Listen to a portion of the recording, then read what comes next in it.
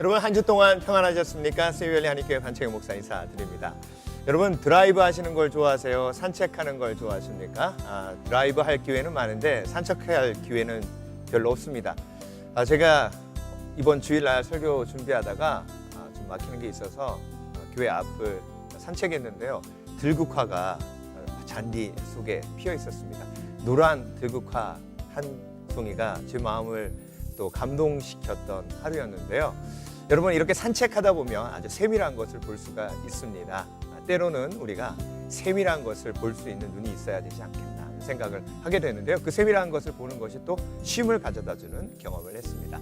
오늘 여러분 커피 브레이크 시청하시면서 그런 경험하셨으면 하는 생각을 합니다. 자, 공감 토크 커피 브레이크 오늘도 새로운 주제로 아주 좋은 친구들과 함께 즐거운 대화 나눠보도록 하겠습니다. 안녕하세요. 안녕하세요. 네, 반갑습니다. 네. 산책 좋아하시나요? 한영주 집사님 산책 좋아하세요? 산책 좋아하죠. 네. 산책도 좋고 뭐 드라이브도 좋고. 드라이브도 좋고 다 좋습니다. 네, 근데 저는 즐겁고 그런 거보다 네. 그런 뭐 장소 그런 거보다 누구랑 함께 하느냐 그게 아주 제일 넘버원입니다. 네. 저한테. 그러니까 이제 와이프분하고 그렇죠. 그렇죠. 예. 네, 그때가 바로 튀어나와줘야 돼요. 네. 네. 제일 행복하고 즐거운 그럼요. 시간. 그렇죠. 네. 네. 저는 예수님과 함께 드라이빙하면서 옆에 예수님 굿모닝 뭐 이러면서. 네. 가끔 저는 이제 그 운전하면서 커피 브레이크 듣거든요. 네 번 들었습니다. 저는. 그래요? 예. 네. 그럼 재밌어요 진짜. 이렇게 재밌는 방송이었어요. 아니 근데 정말 세 번 들었는데 네. 정말 웃게 돼요. 아니 왜 그러지? 왜 웃게 되지 이게? 이게 다 제 덕입니다. 특히 아니요, 제가 제 얘기, 제가 하는 얘기에 그렇게 웃어요. 한마디로 웃기는 거죠. 그러니까 제가 제 자신을 너무 좋아하나 봐요. 정말 저희 방송 웃기는 방송이면 참 네. 추구해야 되는 거예요. 너무 제 또 덕이거든요. 그런 방향으로 가도 조금. 자, 이렇게 서로 인커리지 하면서 좋은 분위기로 가도록 하겠습니다. 자, 공감 토크 커피 브레이크 오늘 주제는 우리 한영주 집사님께서 준비하셨습니다. 네, 제가 준비했는데요. 제가 또 이제 벌써 5주째 제가 밀고 있잖아요. 이 공감 토크의 웃음은 제가 담당한다. 네. 그래서 제가 주제도 좀 발랄한 거를 하려고 했는데 네.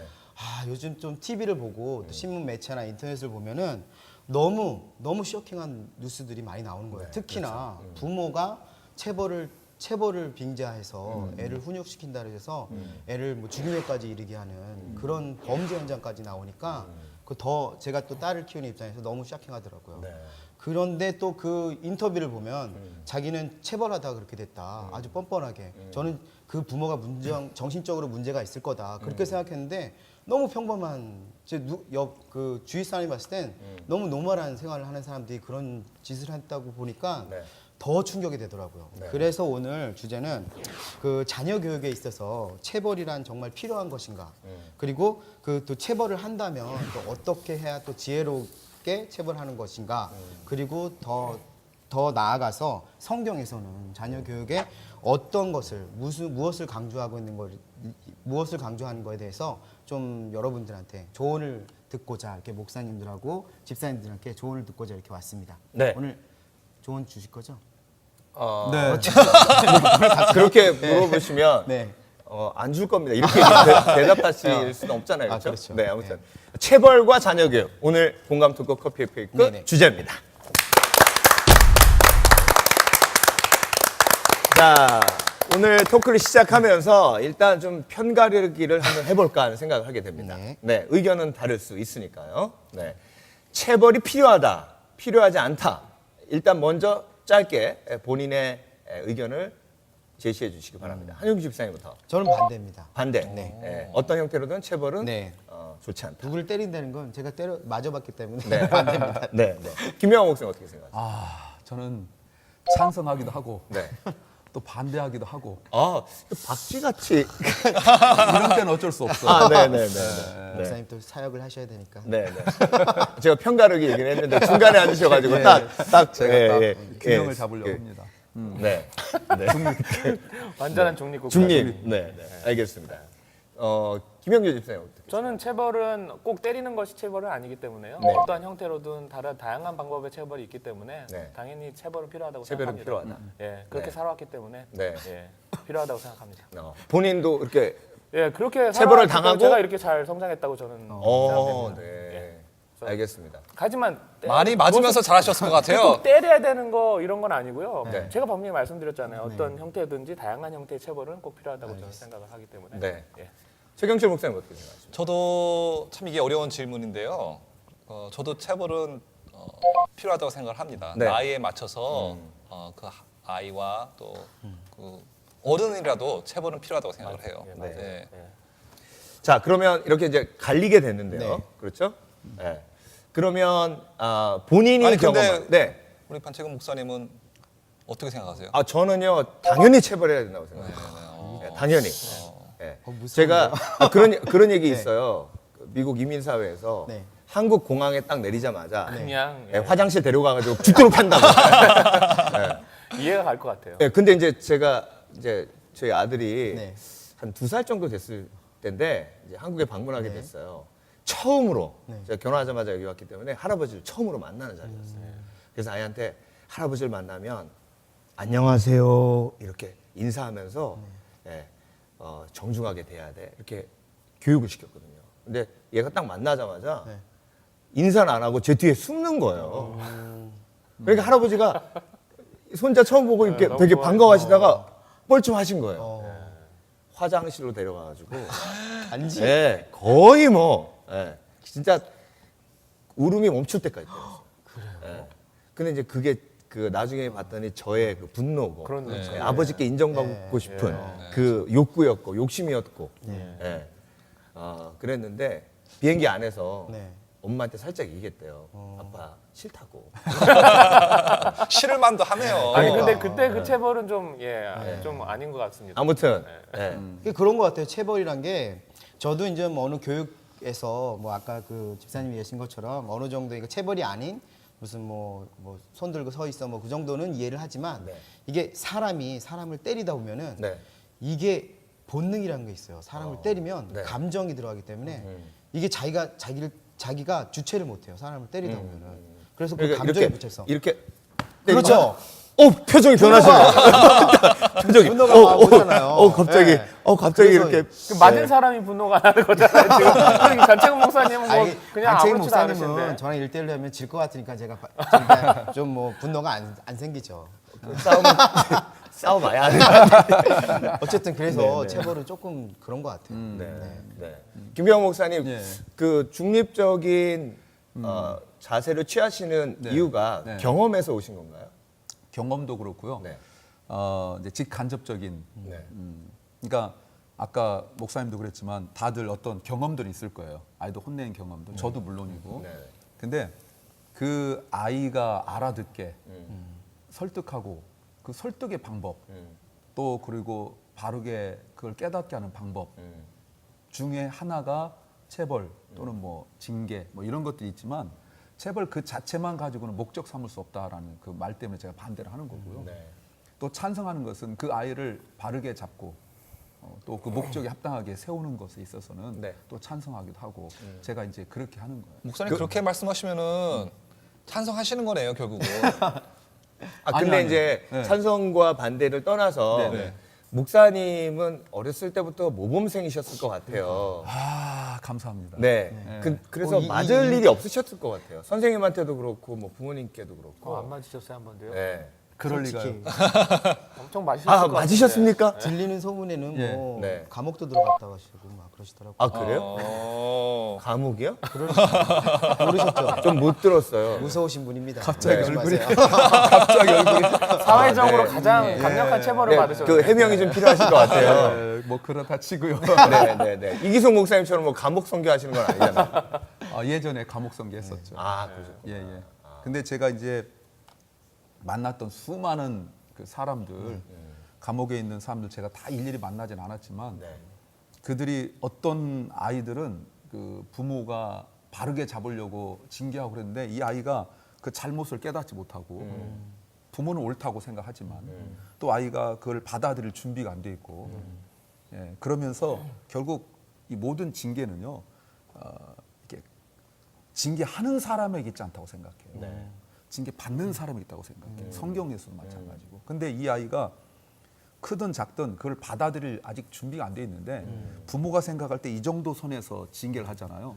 근데 그때 아이들이 많이 삐뚤어 나가서 나중에 아이들 상담해보고 이러면 그때 그 어느 그 한 시점을 이야기할 때 그때 거의 스스로 간 아이들보다 부모의 관계 속에서 근데 그 부모를 만나보면 부모들은 언제나 정당했고 그 아이에게 합당하게 바르게 잡으려고 했는데 아이가 그걸 받아들이 못하는 데서 이제 그 어려움을 많이 겪는 걸 봤거든요. 네. 그런 것 때문에 제가 말씀을 드리는 거예요. 네, 그렇군요. 김영준 집사님은 예. 기억에 나는 매맞은 일? 이게 뭐 너무 많아서. 너무 많아서. 네, 네. 하나만 들어주신다면? 아까 뭐 최경철 학교에서요? 아니면 네. 집안에서? 아니 최경철 목사님 아까 그러셨어요. 많이 맞고 자라주셨을 것 같다고. 맞아서 이 제가 정도신 것 약간 같아. 옛날에 좀 개구장이었어가지고요. 네네네. 국민학교 2학년 때인가 제가 잘한 건 아니지만 뭐 국민학교 때 항상 반장 부반장 하잖아요. 예. 제가 반장 했었는데 네. 그때 그 여자 애들 이렇게 화장실에 들어가는 걸 딱 보면 네. 딱 들어가자마자 그때는 그 잠금 장치가 없었어요. 네. 저희 학교에는. 그 그럼 들어갔을 때 딱 기다렸다가 그 문 싹 열고 도망가는 거. 네. 매를 그거 보셨네요. 네. 그게 그렇게 유행이었어요. 제가 유행이었어요? 그거를 주도하다가 그 유행- 부반장 유행에 너무 앞서가셨네. 해필이면은 네. 부반장 네. 부반장에가 들어갔을 때 그렇게 해가지고 그 어머니가 너무 화가 나가지고 학교에다가 고발을 한 적이 있습니다. 그래서 네, 그래서 제가 거기에 잡혀가서 정말 선생님한테 맞고 집에 와서 또 엄마한테 이거는 뭐 종아리 걷어가 아니라 우리 어머니는요 그냥 잡히는 게 몽둥이고 그냥 되는 데가 그냥 맞는 데예요. 그거 막 이렇게 부으면은 그냥 여기 맞고 뭐 이렇게 하다가 보니까 예, 그런 식으로 맞은 적이 기억이 났고요. 예. 저희 할머니도 그렇게 때리셨는데 도망가면 돼요 그때. 예, 아니 도망가면은 그러면은 그냥 여기도 맞고 머리도 맞고 하는 거예요. 도망가면. 아니 집 밖으로 도망가죠. 일단은 방문을 잠그세요 저희 어머니. 그렇기 때문에 아니 제 동생은요 되게 멍청하게 신발을 신고 도망가려고 하다가 잡혀가지고 계속 맞더라고요. 그래서 저는 신발 안 이제 벗고 예, 바로 도망가요. 그런 기억이 있습니다. 네, 알겠습니다. 최경철 목사님은 사실 뭐 미국에서 자라셨잖아요. 아니에요. 저는 미국에 한 17살 때 왔고요. 네네. 저는 그래도 부모님이 그렇게 때리시지는 않았어요. 목사님이시고. 네, 목사님이시고 안 때리고 저는 안 맞고 자랐습니다. 근데 안 네. 맞고 자랐는데도 훌륭하게 자랐죠. 그런데 학교에 가서는 많이 맞았어요. 학교에서? 네, 다 네. 남녀공학이 아니라 대부분 다 네, 남학생들만 남자 있는 학교. 선생님한테. 네, 선생님한테 한 번은 기억이 네. 나는 게 제가 한겨울이었어요. 막 걸어가고 있다가 선임 학교 주임 선생님이 나와요. 제일 무서운 선생님 있잖아요. 네. 막 걸어오시길래 인사를 했죠. 크게 90도로 이렇게 네. 90도로 딱 네. 정확하게 인사를 하는데 일어나려고 하니까 제 뒤통수를 갖다가 이렇게 때리는 거예요. 막. 그래서 그래요? 그래서 제 고개가 더 숙여지고 더 숙여져서 일어나서 내가 왜 맞았나 하고 딱 쳐다보니까 선생님이 주머니에 손 넣고 다시 한 번 더 인사하면은 죽는다고 그렇게 말씀하시더라고요. 그 다음부터 저는 절대로 네. 주머니에 손을 안 넣습니다. 인사할 때는. 근데 그 선생님이 혹시 밉진 않으셨나요? 미웠죠. 네. 네. 그 뒤에서 또 그렇게 되면 호박씨도 까게 되고. 네, 그럼요. 지금 차마 지금 막 나오려다가 막 삐처리 될까봐 말을 못 하고 있었어요. 네. 딱 그걸 눈치채신 것 같은데요, 네, 목사님께서. 네. 아니 근데 사실 우리 중고등학교 때 저희 때만 해도 비인격적인 체벌이 굉장히 많았어요. 그렇죠, 많았죠. 네. 그런 문화 속에서 사실 우리가 자랐기 때문에 가정에서도 그런 일이 벌어질 수 있지 않을까. 맞아요. 네, 네. 네, 그런 생각. 아무래도 우리가 자랄 때 네. 그 군사 문화 또는 일제 속 문화 속에 살던 분들한테 우리가 직접 교육을 받은 세대이기 때문에 네. 어떤 항변한다든지 옳고 그름이 나에게 있지 않고 항상 그 윗사람에게 있었거든요. 네. 또 그게 순종하는 것이 미덕이었고 그러다 보니까 우리가 이제 장성하고 난 이후에는 그게 잘못된 줄 아는데 깨닫게 되어지고 그러니까 이제 앞에 세대에서는 그게 당연한 일이었죠. 그러다 보니까 이제 사실 우리 제너레이션이 사실 애매한 제너레이션이에요. 우리 아래 세대에게는 그들 나름대로 또 기준이 있고 윗세대는 윗세대 기준이 있으니까 우리가 지금 겪는 일들이 사실 이런 토론들이 참 바람직한 이유 중에 하나가 바로 그런 것 같아요. 우리가 정립하지 않으면 이 아래 세대에게 윗세대 걸 그냥 전달해 줄 수도 있는 거고 아니면 우리 손에서 그냥 얼머부릴 수도 있는데 어떤 정확한 통찰이나 토의가 필요한 것 같아요. 네. 사실 우리가 좋은 문화들은 지켜나가야 될 필요가 있는데요. 옛날에 우리 훈장님들께 부모님들이 직접 회초리를 꺾어서 갖다 드리셨잖아요. 그 얘기는 곧 내 아이가 잘못했을 때는 훈장님께서 마음껏 체벌을 하셔서 이 아이를 바르게 키워주십시오 하는 그런 이제 고백이기도 한데, 자, 한번 우리가 기억하면서 나에게 체벌하셨던 선생님이 참 사랑으로 느껴졌다. 부모님이 이렇게 체벌하셨던 게 사랑으로 느껴졌다. 이런 경험도 있지 않을까 하는 생각을 하는데요. 한용주 집사님 기억나는 저 같은 있으세요? 경우는 네. 뭐 체벌을 부모님이 네. 저 아시겠지만 이렇게 좀 뭐 매를 부는 얼굴은 아니라 네. 좀 체벌 같은 건 안 하시고 되게 무서웠어요. 부모님이 그런 거 있잖아요. 그러니까 왠지 모르게 아버지는 되게 무서웠어요. 뭔 한마디만 해도 되게 떨리고 그런 분위기였어요. 저희 집이. 그러니까 아버지가 되게 막 권위주의적인 그런 스타일이라 네. 그래서 체벌보다 오히려 한마디가 그런 게 되게 무서웠어요. 기억에 남는 한마디. 일찍 들어와라. 오, 일찍 들어와라. 네, 그런 거 있잖아요. 제가 제 고등학교 때 이제 그 성교단에 들어가서 막 찬양하고 막 그랬는데 네네. 꼭 그 시골 교회는 금요 예배가 막 8시 그렇게 시작하잖아요. 네네. 그럼 저희 아버지 주의가 뭐냐면 밤 10시에 돌아다니는 사람은 경찰하고 도둑놈밖에 없다. 돌아다니면 안 된다는 거예요. 아, 그때 당시에 또 그럴 수 네. 있죠. 그래가지고 네. 근데 되게 재밌잖아요. 가서 찬양하고 네. 뭐 근데 뭐 철야 기도도 하면은 후딱 12시 되잖아요. 그렇죠. 네. 그러면 막 몰래 그냥 살금살금 들어가는데 그게 이제 벼르다가 이제 딱 걸리면 이제 그렇게 말씀하시는 거예요. 근데 그게 그렇게 뭐 체벌은 아닌데 그 아버님이 이렇게 풍기는 그게 있어. 저희 또 아버님이 위험. 또 네. 헌병 출신이세요. 그래가지고 힘도 좀 그 풍채가 있어가지고 하여간 되게 무서웠어요. 근데 또 이것 좀 버니 얘기인데 좀 나이가 들고 보니까 또 제가 크고 아버님이 저기 왜소해지니까 그게 또 슬프더라고요. 네. 그런 게. 좀 어쨌든 제가 누구한테 맞는 거는 가장 뼈저리게 느낀 건 군대 가서 이렇게 맞았어요. 네. 군대는 이유 없이 때리잖아요. 그러니까 군대는 체벌이 아니라 거의 구타. 그렇죠, 진짜. 그렇죠. 구타잖아요. 그냥 특히 그거는. 막 이 네. 짝대기 하나 있을 때. 이제 군대 얘기 나오면 이제 끝이 아, 없어요. 네. 김병화 목사님은 기억나시는 그 체벌이 나를 이렇게 바르게 가게 했다. 사실 이렇게 네. 제가 집안에서 장남의 장손이어 가지고 혼나고 그런 기억은 많이 없는데 네. 단 하나 기억 남는 게 네. 그 아버지도 큰 아들이고 어머니도 큰 딸이다 보니까 제가 이제 손자잖아요. 네. 그러니까 그때 이제 남아 선호 사상 때문에 너무 귀했죠. 네. 그래서 할아버지 할머니한테 늘 반말했는데 한 외가에 가가지고 외할아버지한테 제가 뭐 5살 뭐 이 정도밖에 안 된 것 같은데 반말을 했어요. 근데 그 인자하신 할아버지가 네. 갑자기 역정을 내시면서 네. 그거는 이게 가풍이나 집안에서 안 되는 거다 하고 혼내는데 아주 짧게 혼내셨는데 그 기억에 그래서 이제 어른들한테 반발 같은 거 안 하고 하는 그런 걸 제가 이제 배운 기억이 나요. 네. 네. 김영준 집사님 기억나시는 사랑의 매? 예, 그러니까 저는 네, 많이 나를 맞고 변화시켜? 자라긴 했지만 네. 그때 당시는 아 이게 엄마가 나를 사랑해서 이렇게 때리시는구나라고 네. 생각한 적은 없었던 것 같아요. 그러면 뭐라고 그냥 생각하셨어요? 그렇게 쓰면 무섭고 네. 이렇게 하면 안 되겠다는 생각을 하게 만드셨지만 네. 이게 아 엄마가 나를 사랑해서 이걸 때리는구나라고 생각한 적은 없었던 것 같아요. 그리고 선생님들한테도 한 번도 선생님이 나를 너무 사랑해서 내가 잘 되기 위해서 네. 이렇게 매를 때리시는구나라고 네. 생각한 적은 없었던 것 같아요. 그 맞으면서 찍혔구나. 예, 그냥 찍혔다. 네, 내가 숙제를 안 해왔으니까. 재수 네, 없다. 네, 재수 없다. 네. 그리고 뭐 툭하면 옛날 잘 경험하셨지만 그날 날짜가 어떻게 되냐에 따라서 네. 맞아요. 번호 딱 해서 네. 운 없이 걸려가지고 맞았다 이런 생각을 하는 거지. 아 맞아요. 그런 경우도 있죠. 네. 정말 이 선생님이 오늘 나를 너무 사랑해서 내 번호를 일부러 주장해 주셨다라든지 이런 네. 적은 없었던 것 같아요. 그러니까 이 세대가 뭐 당연하지만 네. 참 애매한 게 바로 그거예요. 아까 말씀드렸던 것처럼 사랑을 느끼고 이런 거는 그 아까 제가 말씀드린 것처럼 윗세대가 우리한테 그걸 보여주지 않았고 언제나 윗세대는 옳았기 때문에 정말 그런 것 같아요. 네네. 네. 예. 사랑을 느끼고 이것도 지나고 난 뒤에 바르게 자라면서 알게 되는 거지.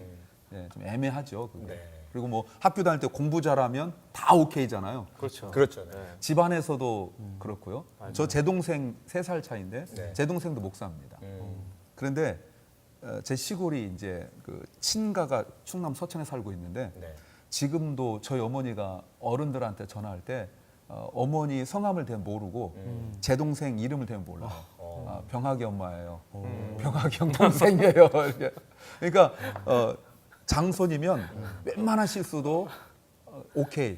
학교 다닐 때 공부 조금 잘하면 한국에서는 그랬죠. 그냥 무조건 오케이. 그러니까 스스로 절제하지 않는 한 뭐 그런 게 있죠. 예. 네. 전혀 혼나지 않아도 이렇게 잘 자라실 수 있다는 건 그건 무엇을 말해주는지 이 제가 방송을, 보기에는 이 방송을 제가 아는 사람들이 안 봐야 되는데 하나님의 은혜가 아닌가. 네. 그 최경철 목사님께서 네. 그 체벌의 목적에 대해서 준비해 오셨다고. 언제 질문하나 제가 기다리고 있었습니다. 네. 쫙 펴놓고서 체벌의 목적. 네. 네. 그러니까 벌을 받는데 우리가 벌을 하는 데는 크게 세 가지 이유가 있습니다. 네. 첫 번째는 retribution이라고요. 네. 잘못된 죄값입니다. 그 잘못했으면 만약에 5만큼 잘못했으면 5만큼의 죄값을 치러야 된다는 거. 그리고 두 번째 목적은 rehabilitation이라고 해서 다시는 똑같은 죄를 짓지 않게 하기 위해서 그것을 방지하기 위해서요. 그거 벌을 받으면은 내가 두렵잖아요. 또 내가 아파야 되고 내가 하고 싶은 걸 못 하게 될 수도 있고 하기 때문에 그것을 막기 위해서 하는 거고 세 번째는 deterrence입니다. 다른 사람들이 저 사람이 저렇게 막는 거 보고 아유 나도 저렇게 잘못을 하면은 저렇게 맞겠구나 하고 아니면 벌을 받겠구나 하는 생각을 갖게 돼서 그 사람이 똑같은 잘못을 안 하게 하기 위한 그런 이유들이죠. 그래서 중요한 것은 부모님들이나 선생님들이나 누구든지 체벌을 할 때 그런 목적을 이룬다 하면은 그런 체벌을 해도 괜찮다고 생각을 해요. 네. 그렇지만은 많은 때 보면은 아까 말씀하셨지만은 암만 때려도 맨날 또 화장실에 가가지고 또 이상한 짓 하고 여자도 고무줄 자르고 그랬을 거 아니에요. 그때 맞고서는 안 했죠. 그랬었어요. 그러면은 그게 효과가 있었네 그 체벌이. 그럼요. 그 그러니까 제가 많이 이렇게 살았습니다. 아까 전에 뭐 기억이 별로 안 나셨다고 하셔서. 네. 그게 사랑의 매라고는 생각을 못했다는 네. 거죠. 그 알겠습니다. 반장과 일반 아이들의 차이는 뭐냐면요. 반장은 혼나면 고쳐요. 네. 그래서 반장이라는 건 그래서 반장이었구나. 근데 지금 네. 목사님 메시기인데 체벌이 그 네. 목적 딱 들어보니까 언뜻 무슨 그 독재 국가에서 네. 그 국민들을 다스리기 위한 그런 이렇게 자세히 들어보면은 네. 그러니까 체벌이라는 게 제 가장 효과적인 거예요. 그러니까 빠른 시일에 효과적으로 그 사람을 변화시킬 수 있는 거, 육체적인 그거를 줘서. 근데 저도 그게 좋다고 봐요. 빠른 시일에 우리가. 그러니까 말 그대로 솔직히 정석을 알고 있잖아요. 애가 잘못했을 때는 딱 불러놓고 얘 너가 잘못한 거는 이러이러한 예를 들어서 이렇게 해서 네가 잘못한 거다. 근데 모르겠어요. 여러분들 어쩐지 저도 제 딸이가 잘못하면 그렇게 하고 싶어요. 근데 그렇게 조리 있게 말을 못 하는 거예요. 그러면 너 잘못했잖아. 그러면 애는 오히려 더 여기서 그러니까 내가 뭘 잘못했는데 내가 이래서 이렇게 걔는 막 조리 있게 얘기를 해요. 그러면 제가 안 되는 거예요. 이것이 이게 가장 네. 그렇게 변하는 것 같아요. 그러니까 근데 우리가 좀 체벌을 하기 전에 저희가 좀 공부를 해야 될 것 같아요. 근데 그러니까 네. 저는 제일 중요한 것이요. 네. 정확하게 그 룰이 있어야 된다고 생각해요. 집에서나 어디서든지. 그래서 그거 때로는 내가 왜 맞았는지도 모르고 아이들은 분명히 엄마 아빠가 나한테 이렇게 하라고 하지 말라 너 하라고 한 적이 없는데 갑자기 왜 내가 야단을 맞아야 되지 하는 생각이 들면 안 되거든요. 정확하게 네가 만약에 이런 일을 이렇게 하면은 네가 이렇게 이러한 안 좋은 일이 있을 거야, 이러한 벌을 받을 거야 하는 정확한 것이 있어야 된다고 생각해요. 최경철 목사님 말씀하시는데 철학이 분명하시고요. 그리고 그 철학이 또 성경에 기반하고 있고요. 그래서 아이들을 양육하실 때 일관성 있게 양육하실 수 있을 것 같아요. 이게 좀 필요하다는 생각을 합니다. 이게 진짜 중요한 포인트인 것 같아요. 네. 그때 상황에 따라서 또 아이의 나이와 성숙한 정도에 따라서 거기에 맞는 체벌을 갖다가 해주는 거는 굉장히 아이들이 좀 올바른 이성을 찾을 수 있도록 도와주는 것 같아요. 네. 김경호 목사님, 예. 이렇게 돌아보시면 나름대로 우리가 체벌할 때 조심해야 될 부분, 우리가 피해가야 하고 하지 말아야 될 것들이 있잖아요. 그렇죠? 있죠. 네, 그걸 좀 정리해 주시면. 요즘에 네. 아까 맨 처음에 시작할 때 네. 우리 집사님이 제안했던 요즘에 한국뿐만 아니라 아마 전 세계적으로 그런 일들이 많을 텐데 특별히 우리 한국 뉴스에 민감하니까 네. 부모들이 자녀들을 혼내는 그것이 이제는 부모들 스스로 저는 요즘 어른들도 많이 미성숙한 부분이 많다고 생각해요. 네. 감정, 이성 이런 부분에 네, 있어서. 음. 그래서 아이들을 분명히 잘못했다고 생각해서 혼내는데 네. 이게 점점 어떻게 되어지냐면 이거 자기 감정이 납치된 이모셔널 하이제킹이라고 그러는데 자기 감정을 누구한테 빼앗겨 버리는 거예요. 그래서 나중에는 단순히 혼낼 것이 아니라 그 아이를 정도에 지나치게 한두 번 혼내는 것이 아니라 몇 시간을 이번에도 어떤 목사님이 아이 7시간을 때렸다잖아요. 그래서 예. 둘이서. 그래서 아이가 참 비극적인 일을 맞이했죠. 이렇게 했잖아요. 네, 근데 맞아요. 네. 그런 일들이 뭐라고 말하냐면 바로 플러딩, 홍수 현상이라고 말하는 거예요. 그러니까 나중에는 자기 스스로 자기를 컨트롤이 안 되는 거예요. 그러니까 이제는 우리가 아이가 잘못한 걸 체벌하는 이런 수준이 아니라 부모 자신이 자기 스스로에 대하여 성숙한가를 되짚어 봐야 돼요. 네. 정말 심각한 사회적 문제가 되고 말았어요. 네, 말씀도 함께 좀 소개를 해주시죠. 성경 말씀도. 그렇죠. 네. 성경에도 보면 당연히 여러분 성경을 좀 같이 찾으면 좋겠는데 잠언 몇 구절 보면 잠언 22장 6절에 마땅히 행할 길을 아이에게 가르치라 그리하면 늙어도 그것을 떠나지 아니하리라. 또 잠언 25장 15절에 채찍과 꾸지람이 지혜를 주거늘 임으로 하게 버려두면 그 자식은 어미를 욕되게 하느니라. 뭐 여러 가지가 있어요. 혼내는 부분. 근데 요걸 그냥 문자로 보아서 채찍질해야 된다, 혼내야 된다고 생각하면 큰 오해예요. 잠언의 가장 큰 주제가 뭐냐면 여호와를 경외하는 겁니다. 그러니까 뭘 잘못하고 잘하고 도덕 윤리 수준에서 그걸 바로잡기 위한 것이 아니라 잠언에서 말하는 것은 여호와를 경외하지 않는 부분을 바로잡아주는 거예요. 그러니까 혼내는 가장 아까 우리 기준 얘기했잖아요. 그 기준이 어디에 있냐면 내 쪽에 있거나 아이에게 있지 않고 여호와를 경외함에 있어요. 그러니까 내가 아이를 혼낼 때도 여호와를 경외함이 있어야 되고 아이를 바로잡을 때 여호와를 경외함이 있을 때 그게 바로 훈육의 가장 중요한 목적이에요. 그러니까 얘가 도둑질 않게 되었어요. 그 도덕 윤리거든요. 근데 여호와를 경외함으로 나가게 되어졌을 때 그게 바로 훈육의 가장 중요한 목적이 되는 거죠. 네. 또 성경에 보면 에베소 6장 4절 말씀에 또 아비들아 너희 자녀를 노엽게 하지 말고 오직 주의 교훈과 훈계로 양육하라 이런 말씀이 있습니다. 참 해석하기 어려운 부분 중에 하나예요. 뭐 어버이 주일에 늘 듣는 얘기 중에 하나인데 여러분 이것도 뭐냐면 아비들아 그러니까 아빠만 해당되는 건 아닙니다. 부모인데 자녀를 노엽게 하지 마라 이거는 그러면 성질나게 하지 말아야 되느냐 그 문제가 아니고 그 부모가 가지고 있는 권위를 가지고 잘못 오용하고 잘못 사용하였을 때 아까 우리 이야기했지만 그 아이와 충분한 교감이 일어나지 않았을 경우에는 그 아이가 받아들이지 못하는 거예요.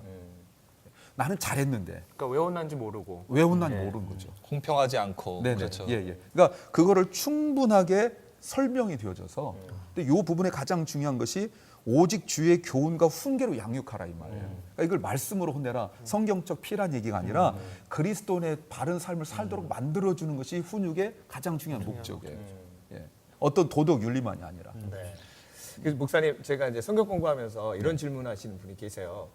목사님 저는 부모님한테 혼나면서 너무 많은 상처를 받아서 제가 아이를 혼낼 수가 없어요. 제가 혼내다가 아이들이 상처받을까 봐 혼내지를 못하겠어요. 그러니까 이분이 노를 못 하시는 거예요. 아이들한테. 예. 그래서 제가 그 말씀을 가지고 이제 정리를 해드린 게 뭐였냐면 혼나서 상처받는 게 아니고 혼내면서 하는 말이 그 아이에게 상처가 된다는 거죠. 넌 어떻게 돼 내가? 넌 이런 식으로 하면 네 인생 끝장나. 네 애비 닮아서 그런 거야. 뭐 이런 말들. 형 좀 봐. 옆집 애는 절대로 안 그러잖아. 그러니까 그런 말들이 자녀를 노하게 하니까. 그러니까 사실 그것 때문에 상처받고 훈육이 되지 않고 오히려 이제 반항하게 되고 그러는 건데 그래서 혼낼 때 그 잘못한 부분만 명확하게 기술을 해주고 예, 그 아이에게 상처되는 말을 하거나 저주하는 말을 하지 않으면 그렇다면 그 아이가 상처받지 않을 겁니다. 이렇게 제가 그러니까 얘기를 중요한 했거든요. 이제 계속 기준 얘기가 나오잖아요. 네네.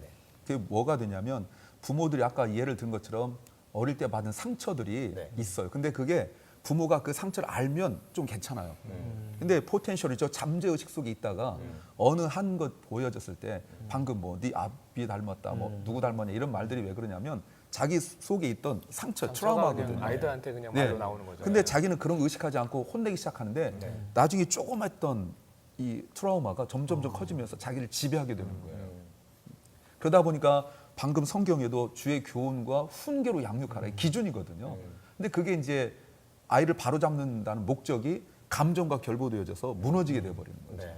예. 그러니까 교회에서 정말 많은 일을 해야 되지만 우리가 성경을 가르치고 할 때 목사님 말씀처럼 우리가 그런 기준들을 좀 우리가 사실은 이제 결혼학교, 아버지학교, 어머니학교 이런 게 많이 생겼잖아요. 네.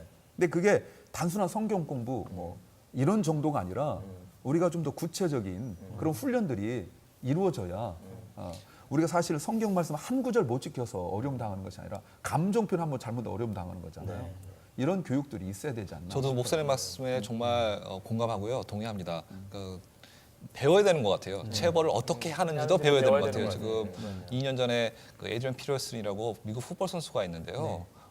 아이를 갖다가 엄청 때린 거예요. 생각해보세요. 풋볼 선수가 6살짜리 어린아이를 갖다 때렸으니 얼마나 멍이 들었고 아팠겠어요, 얘가. 근데 그것 때문에 그 사람 뭐 약간의 뭐 벌금을 내고 사회봉사를 하고 그렇게 마무리가 또 풋볼 경기 못 뛰고 이제 그렇게 벌을 받았지만 그 사람이 하는 얘기가 뭐냐면 울면서 얘기하더라고요. 자기는 어렸을 때 그렇게 맞으면서 자랐다는 거예요. 그러면서도 사랑을 많이 받았다는 거예요. 근데 그 아이도 그렇게 맞았을지언정 온몸이 다 멍들었을지언정 아버지를 좋아하고 같이 놀아주고 아버지가 같이 교감이 있잖아요, 아이랑. 그런 것을 보았을 때 그 분한테 누가 체벌하는 방법을 가르쳐 준 적이 없구나. 사랑도 있고 그 아이를 아끼는 마음은 있지만은 방법을 알지 못해서 또 원칙을 알지 못해서 그러한 실수를 저지르지 않았나 하는 생각을 하게 되었습니다. 네. 그렇기 때문에 우리가 또 주위에서 우리도 다른 사람이 체벌하는 거 보면 좋은 점 남의 아닌 것 집인데 같은데. 남의 집인데 뭐 제가 상관 굳이 안 얘기해야 하고 되고 막 그냥 냅두는 경우가 있잖아요. 근데 미국에서는 그래야 되는 것 같은데요. 그런데 한국에서도 그랬던 것 같아요. 학교에 누가 안 와도 그렇고 누가 없어져도 아무도 모르는 거는 그 주위에 있는 사람들의 무관심 아니겠어요. 그 아이가 그렇게 많이 어뷰즈 당하고 그렇게 맞는데도 주위에서는 그 집에서 하는 거니까 방법이니까 내가 굳이 간섭을 해야 되나 하는 생각이 또 들고 교회에서도 우리 더욱더 리더십들이 더욱더 그런 것을 알아서 관심을 갖고 가르치고 해야 되는 거 아닌가 생각이 듭니다. 네, 오래전에 갑자기 전화가 왔어요. 목사님 빨리 와달라고. 그래서 갔더니 소셜 워커하고 경찰이 와 있어요. 아이가 이제 화가 나서 그 전날 아빠가 이제 뺨을 때렸는데 아이가 학교에 가서 얘기를 하고. 선생님하고 얘기하다가 그 얘기가 나온 거예요. 그러니까 선생님이 경찰을 불러서 소셜 워커하고 같이 왔어요. 그래서 제가 이제 통역하고 그리고 이제 거기 그 리헵 할 거라는 거에 사인하고 그래서 이제 리헵까지. 이게 문화가 됐는데 이게 이제 한국 부모님 미국에 오신 지 얼마 안 되신 분들이 겪게 되는 문화적 충격이고 맞아. 예. 그래서 학대와 이 체벌의 그 경계선이 명확해야만 이런 실수가 벌어지지 않을 거라는 생각을 하는데 김영학 목사님 그걸 구별하려면 어떤 지혜가 필요할까요? 체벌과 학대 사이에서. 저는 먼저 아까 얘기했지만 그 부모가 바른 그 교육과 훈련 받고 네. 이성에 의하여서 세워지는 게 가장 중요하다고 생각해요. 네. 내가 분명해져야 아이를 혼낼 때도 기준이 생기지. 네. 지금 저는 이 세대는 자녀의 문제가 아니라 부모의 문제라고 제가 생각을 많이 합니다. 네. 그러니까 어떤 게 학대냐 또는 어떤 게 뭐 체벌이냐 징계냐 이런 어떤 단어들의 나열이 아니라 부모가 정확하고 명확하게 알아야 되고 두 번째로 아까 집사님 얘기한 것처럼 평상시에 이 징계와 체벌은 문제 일어나고 난 이후잖아요. 그러니까 그 전에 말씀을 같이 쉬어하고 묵상을 나누고 하면서 되도록이면 그런 일이 없도록 미연에 예방하고 방지하는 것도 더 중요하다고 믿습니다. 네. 저희 아버지께서 항상 때리실 때는요 몇 대 맞는다고 경고를 주시고 그리고 이제 다 형제들이 삼형제가 다 모였을 때 이제 서서 손을 앞으로 내요. 그러면 플라스틱 야구방망이에요. 그거는 때리면 하나도 안 아픈데 소리는 엄청 커요. 네. 그래서 때리시면 팍 소리가 나요. 그러면 이제 저희는 예의상 뭐 이렇게 그렇게 때리셨던 게 기억이 나거든요. 그게 참 기억에 남아요. 그거 참 사랑하셔서 그러셨구나. 그리고 할아버지 할머니가 때리실 때는 경고 없이 막 패셨거든요. 네, 막 뭐 어퍼컷도 날라오고 발로 할머니는 이렇게 차기도 하시고. 할머니가 발로 차세요. 그러니까 도망갔죠 제가. 엄청 정정하셨네. 그러니까 이제 할아버지 할머니가 징계하실 때랑 아빠가 징계하실 때랑 달랐어요. 이게 그 체벌과 학대의 차이가 아닌가 뭐 이런 생각도 하게 되는데 김영윤 집사님 혹시 하나님께 내가 벌 받았다는 생각하신 적 있으세요? 벌 받았다고 생각한 적들이 있었고요. 네. 또 은연 중에 네. 정말 이건 뭐 그냥 베이비 신앙이라고 해야 되나 어떻게 네. 해야 되나 그냥 은연 중에도 네. 예, 갑자기 내가 얼마 전에도 제가 일요일 날 빼고 제 네. 멤버스 가서 이제 아이들과 모처럼 눈을 보려고 뭐 목사님한테 다 허락 받고 네. 하지만 이거 스키 타다가 혹시 다리 부러지는 거 아니야? 이런 생각이 은연 목사님께 중에 들고요. 허락 받았는데 하나님께 허락 받은 거 아니니까. 네, 이거 하나님이 허락 받았는지 갔다 와 하시는 걸 내가 들을 수는 없었고 네. 그래서 그런 게 있죠. 그리고 11조 내다가 이거 좀 그렇다 요즘 이번에는 좀 힘든데 안 내면은 괜히 더 물질적으로 벌을 더 주셔서 힘들게 해주시지 않을까 하는 그런 생각이 은연중에 두려움이 사실은 생기는 거죠. 예. 예, 두려움은 있어요 사실은요. 예. 저도 네. 모르게 다들 그러지 모르지만 저는 그 습관적으로 큐티 책을 사요. 그래요? 큐티 책을 항상 안 하시면서. 항상 사요. 근데 정말 뭐 보긴 보는데 정말 다시 팔아도 손색 없는 만한 진짜 근데 왠지 사야 될 것 같은 그런 느낌이죠. 그런 느낌이 있어요. 안 사면 근데, 언제 혼날 것 같아요. 예, 그런 게 있어요. 뭐 하여간 열심히 할 때는 또 열심히 하는데 왠지 그러니까 미리 안 사면 그러니까 한 매달 그 마지막 주에 이제 가서 사잖아요. 네. 되게 막 그 너무 그런 느낌이 있어. 벌 받을 것 같은 느낌으로 사는 것 같은 그런 게 근데 들어요. 목사님 이거는 저희가 잘못 생각하는 거죠. 하나님은 그러신 분이 그렇겠죠. 아니잖아요. 예, 저는 예. 근데 담임 목사님한테 가기 전에 제가 한마디 하고 싶은데 하나님의 저희들에게 준 가장 큰 징계가 뭐예요? 죽음입니다. 하나님께서 주신 가장 큰 벌 중에 하나가 죽음이에요. 그래서 다음 주에 저희들이 죽음 얘기를 하게 되는데 예고편까지. 주시고요.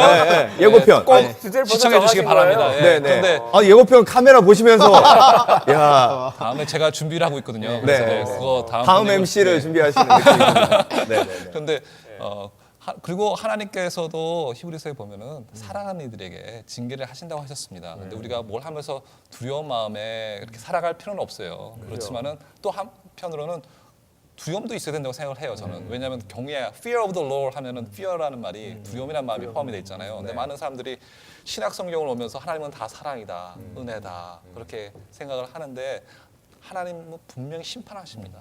심판의 하나님이세요. 우리 다 죽으면은 천국 아니면은 지옥 정확하게 거기 갈리게 돼 있거든요. 그렇기 때문에 아까 말씀드렸지만 우리가 두려움에 살면 안 되겠지만은 우리가 의롭게 살기 위해서 거룩하게 살기 위해서 노력해야 된다고 저는 생각을 해요. 네. 그 지금 두 분 집사님 말씀하신 그런 질문들 많이 봤는데 왜 그런 마음을 갖게 되는지를 좀 하게 된다면 그런 마음이 뭐 나쁘다 좋다는 아니고요. 잘못됐다 이것도 아니에요. 근데 그런 거를 우리 하나님 알 때 왜 하나님 뭐 11조 주일 성수 뭐 큐티 이런 모든 것들이 왜 하나님 나에게 그런 마음 주셨냐면 그거는 그만큼 하나님 더 의식하게 되어지고 또 이 모든 것들은 우리 신앙이 이렇게 이제 성장하고 성숙되어져 가는 과정 속에서 우리가 좀 더 하나님과 깊은 관계를 맺게 되어지면 그런 부분이 점점 사라지니까요. 붙들려 있을 필요도 없고 길티할 마음 가질 필요도 없고 그런 거예요. 괜찮아요. 정상입니다. 네. 감사합니다 목사님. 공감 토크 커피 브레이크 오늘 체벌과 자녀 교육이라는 주제로 함께 대화 나누고 있습니다. 여러분 어떻게 보셨습니까? 하나님께서 우리를 징계하시는 하나님이라고 말씀하셨습니다. 하나님이 징계하실 때를 보면 죄가 반복될 때 그리고 내 힘으로 도저히 그 죄를 이길 수 없을 때 그때 하나님께서 징계하시는 시점이라는 것을 성경을 통해서 볼 수 있습니다. 여러분 우리가 죄와 싸우고 있을 때는요 하나님이 기다려 주십니다. 죄와 싸우지 않을 때 징계가 임하는 거죠. 저와 여러분 오늘도 이 중요한 성경의 진리 기억해 주셨으면 하겠습니다. 자, 공감 토크 커피 브레이크는요 앱을 통해서도 만나실 수 있습니다. 안드로이드 폰을 통해서 앱을 다운로드 받으시면 시청자 참여 게시판에도 참여하실 수 있고 지난 방송도 보실 수가 있습니다. 그리고 미주 복음 방송을 통해서도 공감 토크 커피 브레이크를 청취하실 수가 있습니다. 오늘 여러분 함께 해주셔서 감사하고요. 저희는 다음 주에 또 새로운 주제로 여러분들 찾아뵙도록 하겠습니다. 감사합니다. 감사합니다.